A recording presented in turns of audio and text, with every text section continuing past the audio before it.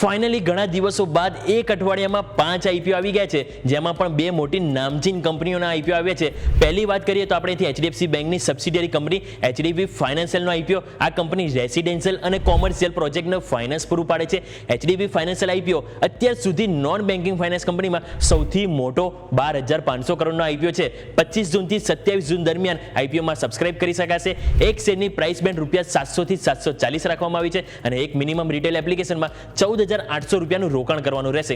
બીજો આઈપીઓ કલ્પતરુ ગ્રુપની કંપની કલ્પતરુ લિમિટેડ, જે એક રિયલ એસ્ટેટ કંપની છે, જે મુંબઈ, થાણે, પાનવેલ, પુણે અને હૈદરાબાદ જેવી સિટીમાં કાર્યરત છે. આ કંપની ₹1,590 કરોડના આઈપીઓ લઈને આવી છે.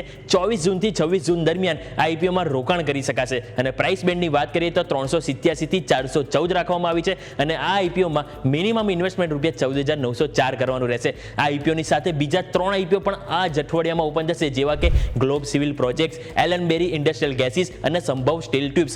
તો કોમેન્ટમાં જણાવો તમે કયા આઈપીઓમાં રોકાણ કરશો.